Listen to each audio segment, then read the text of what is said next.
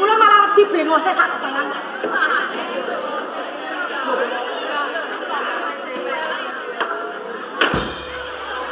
Ya saiki ne. Waduh. Ibu ketua kursine nek rusak tegagakno. Ya, Bu. Mas Suryo. Anggenipun tindak kondur. Kok sajak kirang menawi penggalih wonten menapa to, Kang Mas? Mula kuwi aku takon lan Panggung. Nggih.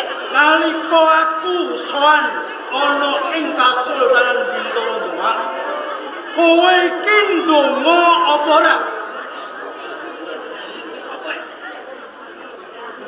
Kowe ndonga apa ora? Sampun kok, Kang Mas. Jur dongamu piye? Anggenipun panjenengan tindak kondur mboten wonten alangan rupitu menapa-menapa. Wong kuwi dongamu, Nggih.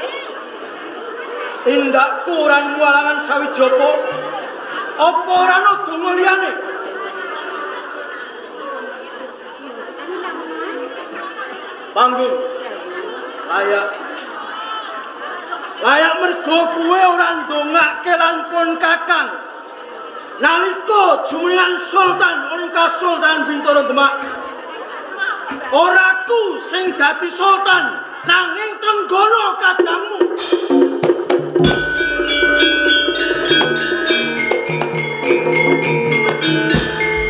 Pinten jumeneng sultan wonten Kasultanan Demak Dimas Trenggono. Yai Trenggono. Waduh.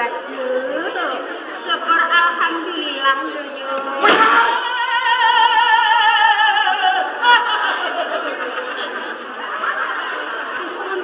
Bojomu nyalon sultan ora dadi.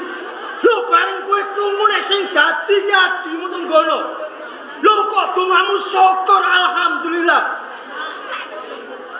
Kang Mas Suryo. Sami-sami wedrah wonten Kasultanan Demak. Mungkin derengan gadhahi palenggaran jamu Dimas Trenggono to Kang Mas. Menawi sakmenika sampun jumeneng dados sultan wonten Kasultanan Demak. Tegis menika sampun adil lan terap Kang Mas. Ngono. Nggih. Ngono. Ateges kowe luwih tresna kelawan Trenggono tinimbang bojomu. Iya. Boten ngaten Kang Mas. Monggo panjenengan dalem menika sampun mukti wibawa wonten Gagan Lasem. Panjenengan nggih sampun jumeneng dados adipati. Kirangipun menapa to Kang Mas? Panggung. Sak mukti-muktine dadi bupati. Sak penak-penake lungguh dadi bupati, iki luwih kepenak dadi sultan. Mergo luwih wibawa.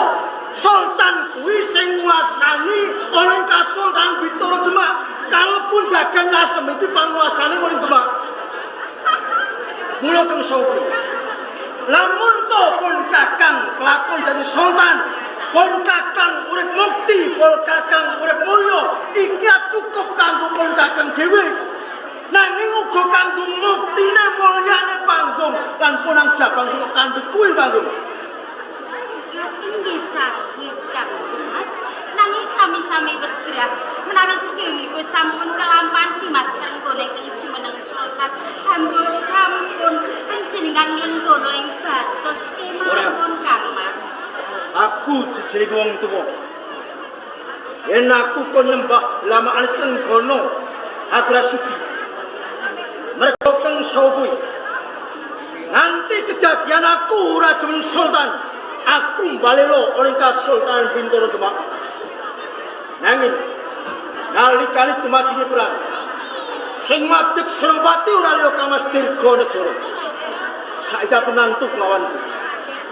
Apa Panggung tresna lair batin kelawan aku? Yen Panggung tresna lair batin kelawan aku perintah lan kowe. Nolong kei blongot sedan oper.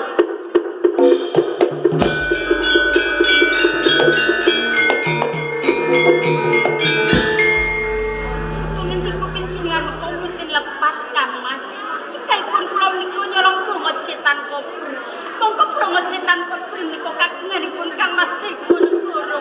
Sinten Kang Mas Dirganegara Kang Mas? Kang Mas Dirganegara menika kathah kula kirang. Kula boten pani Kang Mas. Panggung yen kowe lawan Hidro Kyai Blongot Sinan Kober.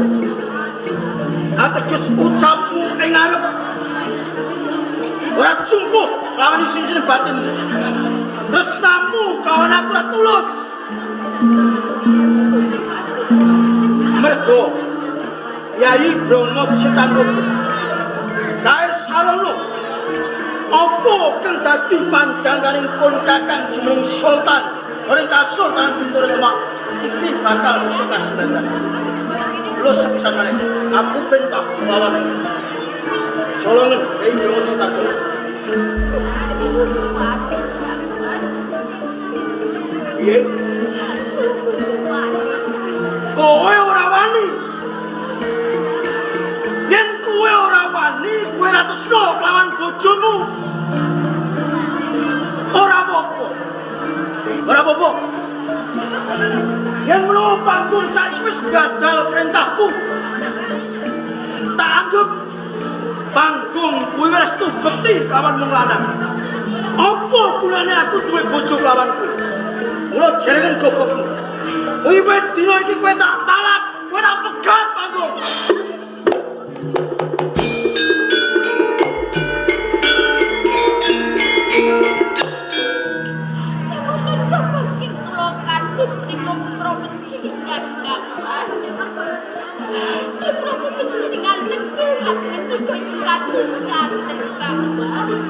Mergo kabeh mau sing lepet. Yen kowe manut perintahipun kakang ora bakal kedadian sing kaya iki. Lho Panggung. Yakan nasem ranu bumi sanjengkang kamu. Menggat! Menggat! Kowe menggat!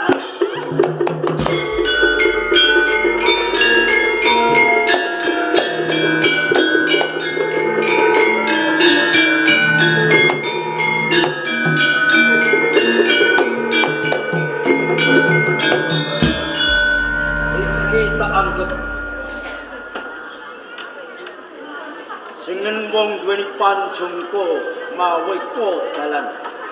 Ana tetembungan jer Basuki mawa priya. Ora ketang iki korbane garwaku. Waton aku bisa jeneng Sultan ora Kasultanan Bintoro Demak.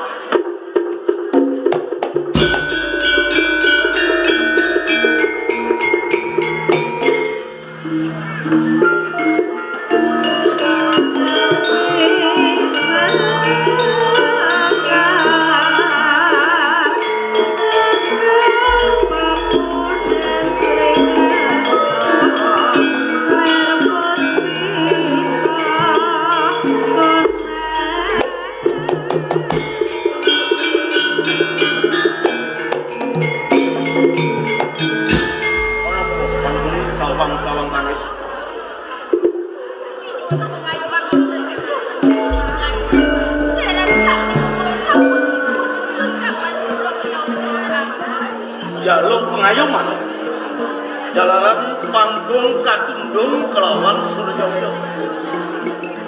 Panggung yen cilik kuwi sik tinemu sedulur. Neng yen wis dewasa saya wis mangun bebrayan. Kuwi dudu sedulur meneh nanging tangga loro. Lumrah jeneng wong bebrayan tukar padu. Kuwi tak anggap lumrah menawa Kyai Suryawiyata iki dina lagi kagelan rasane jalaran kepengin nyalon sultan ewa semono ora kasembalian.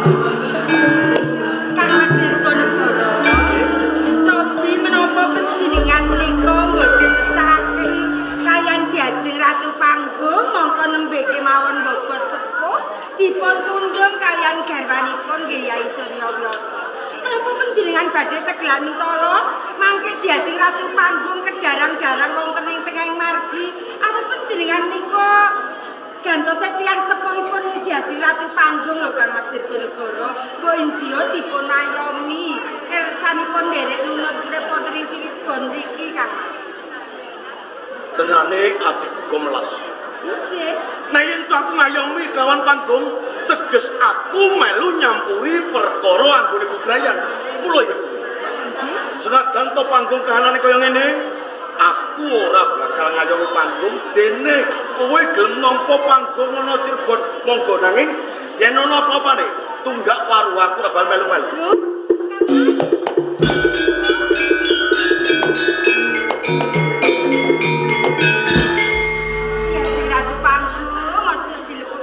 Pancen watake Kang Mas Dirgo iki kaya ngono. Ayo yang kurang.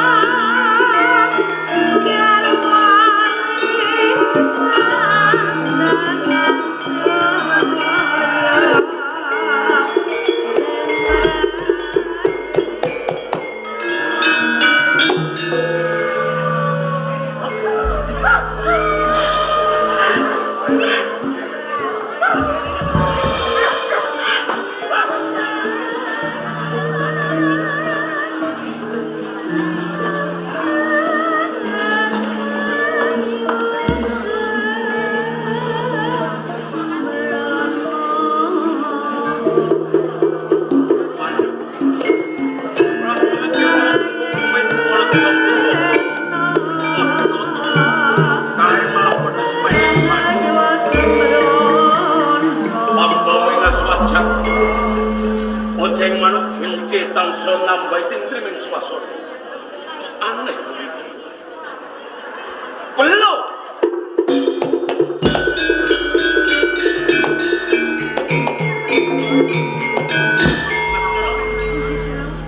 Pusaka Brahma setan kau berhilang.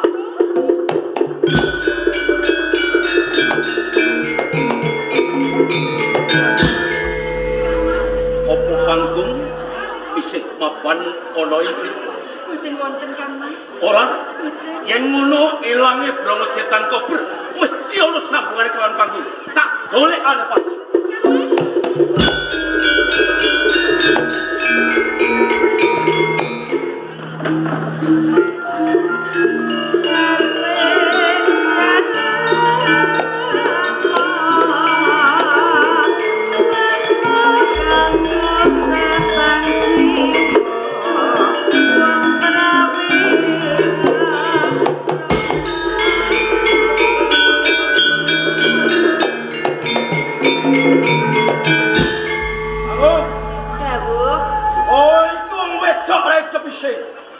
Lho kowe iki wis tak pegat, kowe iki wis tak tundung. Lho kowe sik kliwar ning dadan lah seneng opo iki? Lah wong terang kula pengen liwat lah panjenengan sing ngadang di tengah dalan. Jane sing nyegat kula niki panjenengan to. Lho cetone sing nyegat iki kowe aku arep lewat terus dalan kene kowe ngedek kono-kono. Diajeng liwat lho Kang Mas. Ya wis kono golek dalan liyane aja lewat kene. Lho, lah kula niki terajeng liwat mriki kok panjenengan pun ta mboten napa-napa. Nek panjenengan ki wis ra kasdunyawan kula, wis ra nganggoke kula. Kula niku wong wedok sing ora setya bukti karo piyayi kakung nggih to. Ngerti. Mboten napa-napa Kang Mas. Lah jemne kula niku mung trimo duwe anak siji dereng lair. Mengke nek anake kula lair gampil. Nek takok sapa bapake mati bisa mbremblek. Lah pripun lah bapake wis ra gelem ngakoni putrane kok nggih. Pripun? wong wis geteng kebur sengit ku ya kaya ngono kuwi tembungmu. Mboten ngerti lah panjenengan ki nyanyi kula lho. Nggone nyanyi kula nggih pun meteng gedhe. Lho kok tegolan mentolone nggih mboten napa-napa kok Kang Mas. Wis kono-kono aja kekan ngomong sepet aku nang kowe. Ngaten. Ya tak ngomong. Nggih pun kula sing ngalah kula tak minggir sampean karepe teng pundi monggo ra apa-apa pamit. Pun kula tak ngomong. Enten apa penjati wis ora usah. Arep Sedang ki enten apa wis ta ora sanggah. Pun kula tak. arep nang ndi? Kowe arep nang ndi? Lho, kok arep nyang ndi? Lah karepe kula teng pundi-pundi mboten apa-apa. Enten ngapa panjenengan ki lho? Ora usah lunga. Aja lunga sowan ngene. Lah kok mboten lunga? Mboten lunga perkarane napa? Perkarane aku isih cinta karo kowe. Sakniki ngendi? linggane cinta. Lah wau nyo-nyo jare kula niku wong wedok sing nggawa sial. Ya sepira luputku nalika semono aku suruh kelawan kowe satemaku nundung kelawan kowe. Ning jane atiku iku isih sayang karo kowe Pak Kandhani. Padune panjenengan sak sampunipun pirsa menawi kula menika mbeto wontenipun Brongot Setan Kober. Pancen bener. Panggung. Nggih, Kang Mas Surawiyata, jane kula lan nggih. Kula akoni to Kang Mas. Nek sedhatosipun kula niku mboten iso pisah kalih panjenengan. Paribasane suwengi turu ra kesenggol brengose sampean kula nggih klabakan rasa putu. Wong perkara brengosipun Kakang iki sing tak kangenmu. Nggih, Kang Mas. Niki Brongot Setan Kober. Ya Jembanggung. Kang Mas. Ini Brongot Setan Kober Sultan. Tinggal tumuju ing Dagandas. Menawi wonten pangoyakipun Kang Mas. Aku sing bakal mapakake. Nggih, sampun nggih Kang Mas nggih. Nggih. Sampun Kang Mas.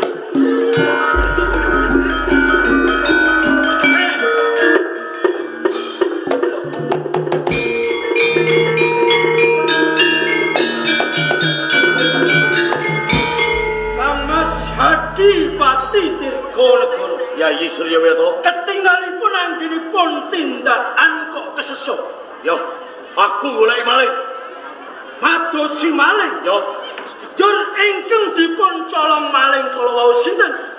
sing dicolong maling dudu Mas Picis Raja Brana nanging bentuah oleh Cirebon Brongot Setan Kober. Oh, lajeng malingipun Aku ngerti malinge ora liya bojomu Ratu Panggung malinge. bojo kula Ratu Panggung. Yo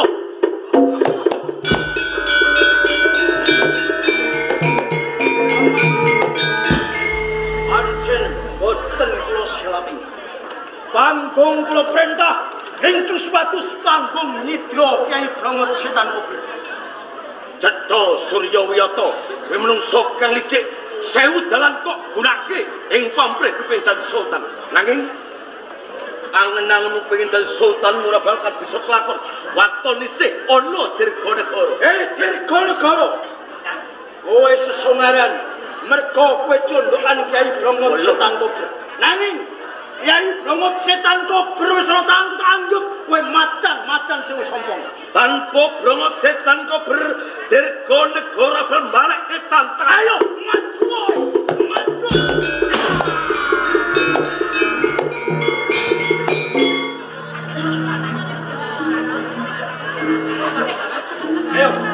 Ayo, arep kok dicodol.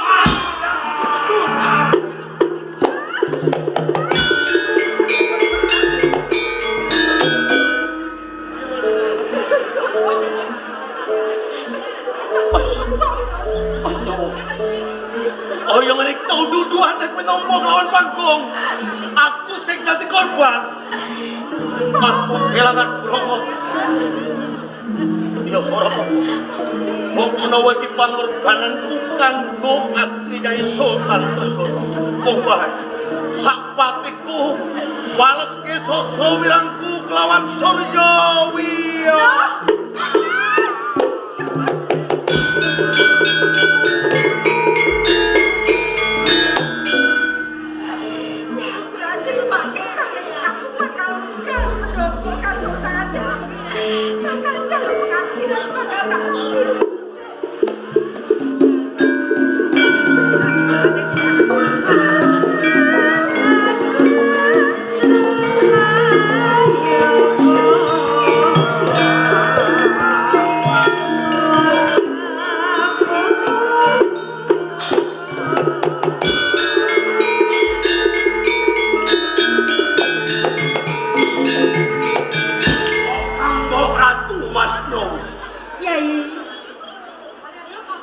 Panjenengan deleweran kembang-kembang ing Sunggawa.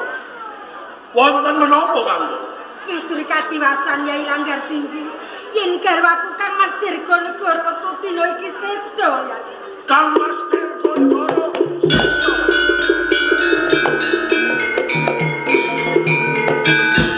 Lajeng sinten Yai Suryawiyata Yai Langgar Singgi. Yayi Suryawiyata. Bener. Yayi Suryawiyata nyuwun pamit Kang.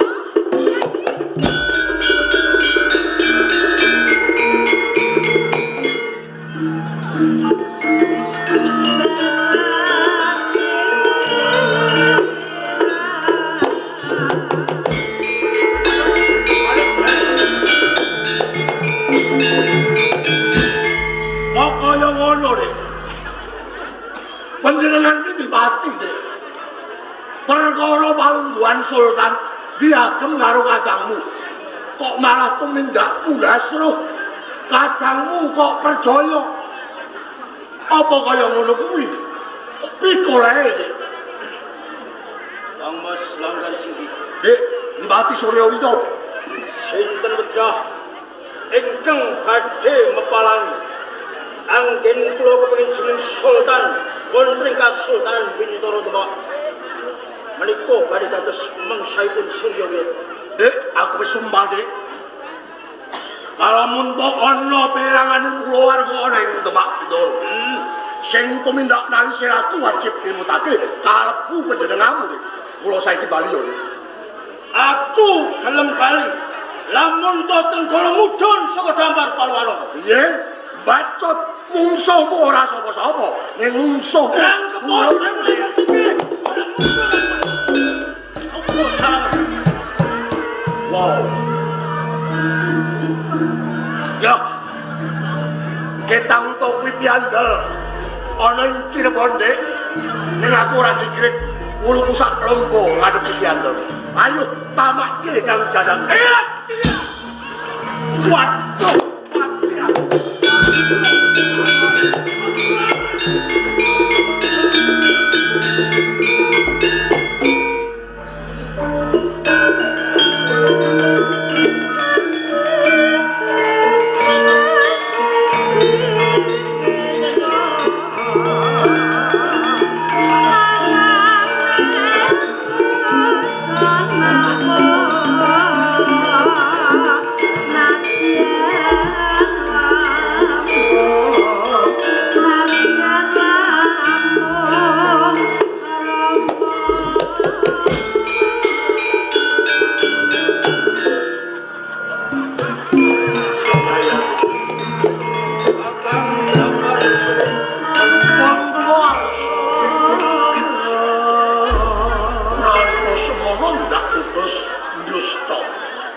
Kiai Brongot Setan Kober kepiye tunduk lawan Suwan.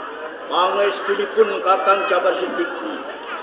Kiai Brongot Setan Kober sampun wonten tangan kula. Kapora. Kiai Brongot Setan Kober sampun ngokop getihe Kang Mas Dirgo lan Kang Mas Langgar Singgi. Sedo.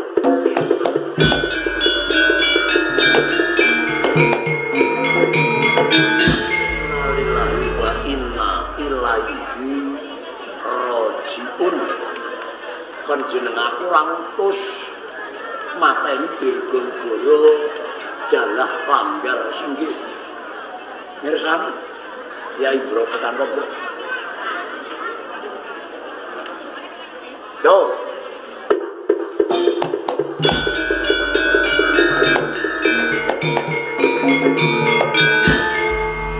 Kaduk pakartin. Kiai Brongot Setan Kober kembang kacange pugut. Teges Kiai Brongot Setan Kober iki wis ora ana guna katiasan. Mosok kuwi ya. Kiai Brongot Setan Kober ndak suwun ngambil. Kersanipun Yen perlu Brongot Setan Kober bakal ndak ayoh ben bali ionine kaya dene. Ya, tak kali ning Mangkutus. menawi kersanipun Kakang Jabar Siddiq kados ngaten kula namung derek. Kaya assalamualaikum. Waalaikumsalam.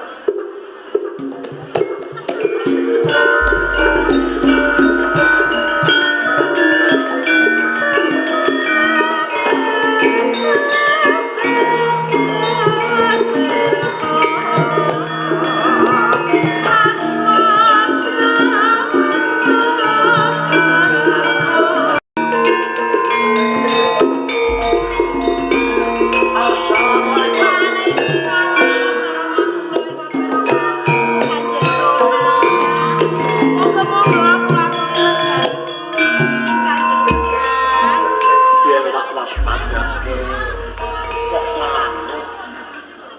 sekabeh para patayap padha tindak. Katemben kemawon ngayahi jejiban salat ngasar Kanjeng Sunan. Ya, Nggih. Tekaku ing Panti Kudus ana wigati. Oh, semune wonten Ya. wigatos. Wigatos menapa? Kanjeng Sepisan Sunan? bakal maringi kabar lelayu. Kabar lelayu sinten ingkang pejah Kanjeng Sunan? Kadang Adipati Cirebon Dirgonegoro dalah langgar singgih ing Sampang Medula Sedo. Innalillahi wa inna ilaihi rajiun. Kadang kula sedaya pecah waduh yang kula nderek bela Wis. sungkawa ya. Ya engko perlu pancen kabeh kuwi mau wis tumeka garis sing pepesten. Dadi ya aja diketuli pancen pati urip kuwi ana astaning Gusti Allah. Injih ya. Ya sedane krana saka tumindak lan pakarene kadangmu Adipati Surawiyata Suryawiyata. ing Kabupaten Dagan Wasem Ngeten, diperjaya karo Kiai Brongot Setan Kober. Ki kembang kacane pugut Ngeten Kanjeng Sunan. bakal tak tayuh. Oh nggih. Dadi ben bali kaya dene ngene. Ning sadurunge ndak tayuh aku tak siram jamas. Iki reksana aja nganti uwah saka jiwa nek. Oh ngaten mangestakaken dawuh Tenan, Kanjeng Dek. Sunan injih. Sing hati-hati lho ya. Injih Kanjeng Sunan. Duh.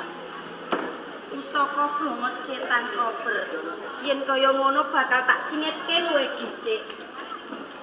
Assalamualaikum. Waalaikumsalam warahmatullahi Welcome wabarakatuh. semua.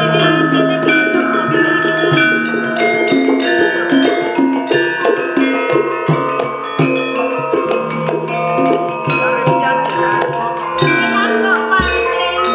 Iki panuwun to. Lah sing sawiji iki sapa to? Kula niku rak Bagus Mukmin ya. Angger bagus mukmin. Waduh, yang kok pangkling, saya gede, saya bagus lho ya. Ampun kesanget tenanggenipun ngalembono to. Kuwi kasunyatan kok, Ngger. Iya. Lah kok padha tumeka nang kene lho napa lho, Ngger? Kejawi kula niku kapang kali panjenengan. Estunipun kula namung badhe nyuwun pirsa. Babakan apa, Ngger? Napa leres Brongot Setan Kober menika mampir wonten ing Panti Kudus ya. Oh iya bener, Brongot Setan Kober ning Panti Kudus Estu kene to. kok, Ngger. Yen mengkatennya iki. Piye panuwun?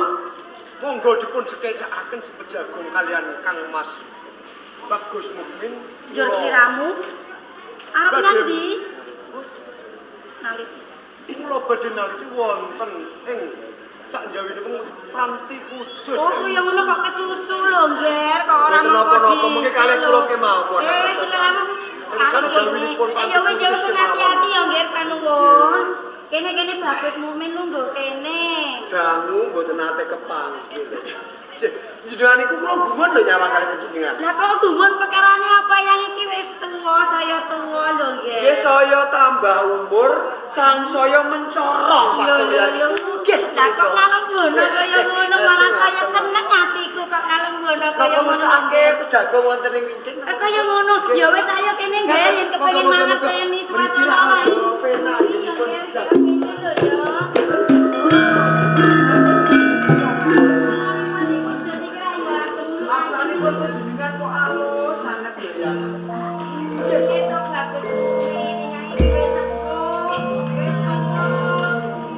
Brongot Setan Kober wis ana ing tanganku. Aja lek kelangan. Ngaten to. Nggih sampun. Ya, Wis mukmin. pun marem derek. Jane ngono ya yang kurang marem lho, Ngger. Derek marem. Isih kangen karo sliramu iki lho, Ngger. Mungkin rak sanes dinten saged dipun lajengaken anggenipun parembagan. Kaya ngono. Ingkang baken kula tak pamit langsung rumiyin. Lah kok kesusuk Lah kataing kewajiban kok. Walah, sesuk meneh dolan rene Nggih, yo. pareng Janji nggih. karo Eyang yo. Ya wis Pareng wis nggih, Yang. sing hati-hati ya Nggih, yo. Pak. Ya bagus kuwi waduh. Pareng nggih, Ya Yang. ya Assalamualaikum. Waalaikumsalam warahmatullahi wabarakatuh. Aduh, bocah kok banget sing kaya ngono iki lho ya. Ya.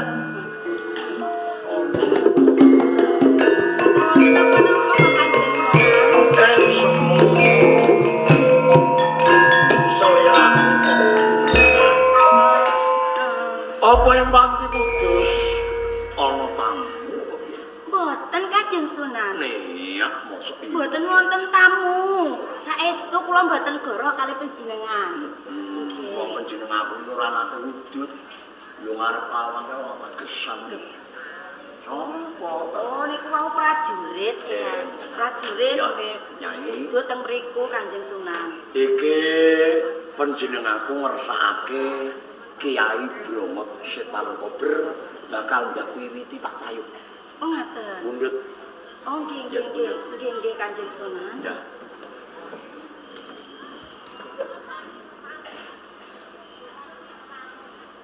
Ya toh. Kiai Bromot Setan Kober ndi? Aduh. Eyang, aduh Kanjeng Sunan, aduh. Kok bingung iki piye toh? Piye toh? Kanjeng Sunan. Ya. Piye? Nyuwun pangapunten Kanjeng Sunan. Ana apa? Bromot Setan Kober menika ecal Kanjeng Sunan. Bromot Setan Kober.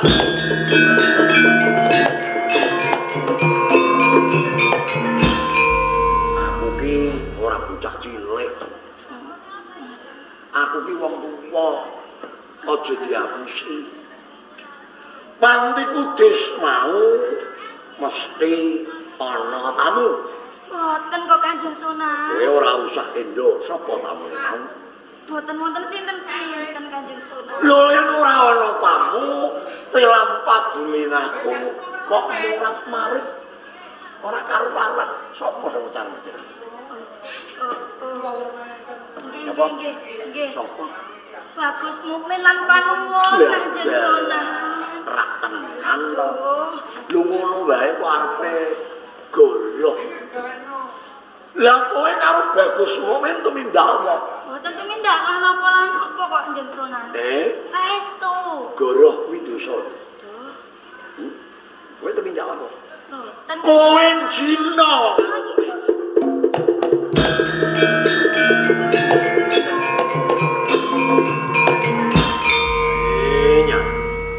Kowe kuwi postajah. Kowe kuwi garwaku. Panutaning para santri ing Panti Kudus. Lho tumindak pakartimu kok kaya ngono. Cuk kula nyuwun pangapunten. Mukmin kae putumu. Mukmin kae putumu. Injih Lho kok tega-tegamu kowe ngianati aku. Kok mentala-mentalamu kowe nglakoni zina karo mukmin. Kowe kuwi tuwa ora roh tuamu. Sing nom picek matane lho.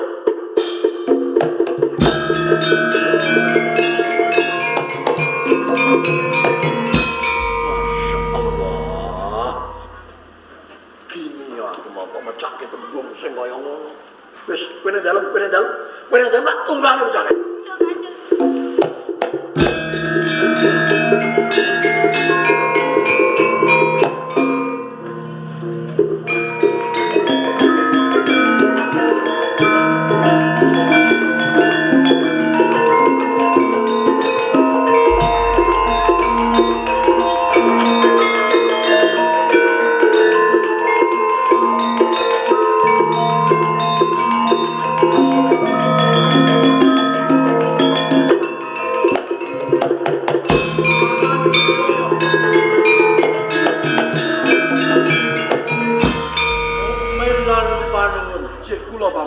Arep padha menyang ndi kowe, Nger? Estunipun kula badhe tumuju wonten ing Ndagan Lasem. Kepanggih kali panjenengan paman. Yen kowe kepengin sowan ana ngersane paman, ayo tak kanthi ana ing Kadipaten Ndagan Lasem. Mboten cekap wonten ing mriki kemawon mboten napa-napa paman. Apa pancen ana wigati kang sambung lan paman? Menika leres. Anjir, Kula kautus Rama Sultan kang supados ngripih dumateng panjenengan ampun ngantos kedlarung-dlarung peperangan Ndagan Lasem lan Demak Bintoro paman. Menika leres paman. Monggo sesarengan sowan kalian kula Wonten ing wonten ing Bintoro. Demak Bintoro paman. dadi cethane kowe diutus kelawan Trenggono kang supaya ngripih kelawan pun paman. Menika leres. Kok yo ora mikir Trenggono. Oh iki bocah isih cilik. Basan durung ilang pupuk rempuyang. Mula yen pancen kowe diutus kelawan Trenggono ora susah. Ing menggone paman sowan ana ing Kasultanan Bintoro Demak ayo. Kowe tak kanthi urip bareng kelawan paman ana ing Dagana Sembahyang. Boten Mamang. Kula wangsul sarengan kalih panjenengan monggo sesarengan wangsul wonten ing Demak Bintoro. Aku ora bakal sowan ana ing Demak. Ayo ke bali. Boten Paman. Bali. Boten Paman.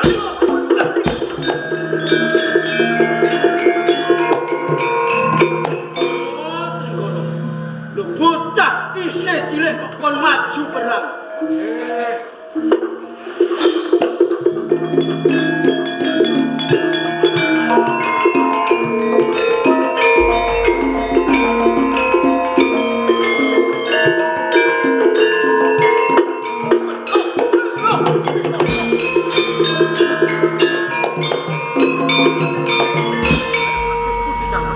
Paman Suryaweta, ayo padha sisine sampe.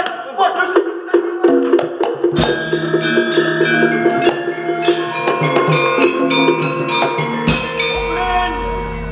Panuwun.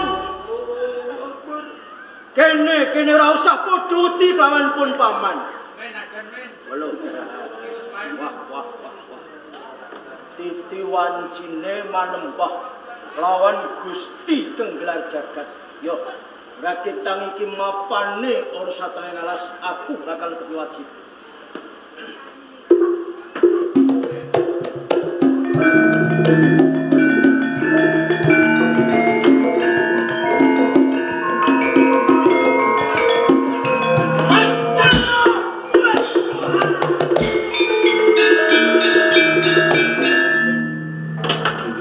Belum, aku butuh.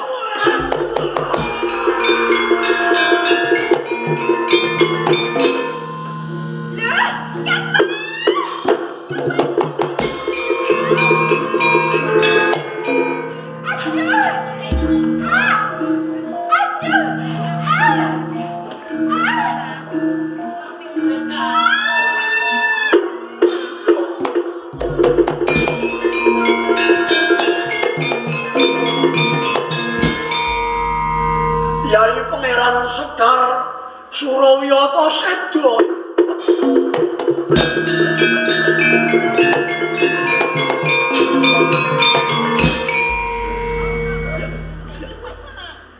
Mbok menawa pancen iki wis tumeka garising pepesten. Yen Yai Adipati Dagan Panolan ya ing Kabupaten Dagan Lasem sedo ning pinggiring kali ben disekseni para kutu walang atogo sing kumethit ing jagat iki. Papan kene besok katlao Pangeran Sekar sedo lepeng.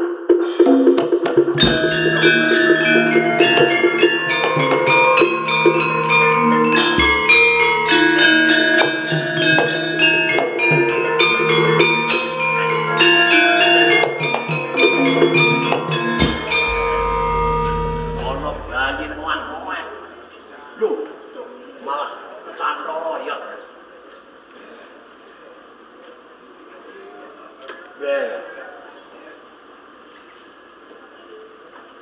Sawising Yai Ratu Panggung pirsa garwane sedo nglairake ponang jabang bayi sedo kunduran nganti bayi kentir ing sak pinggiring kali njur ketangsang neng oyot kang sakmono gedhe. Ya. Dening bayi iki wujuding jalu tak paringi jimat asma Pangeran Penangsang.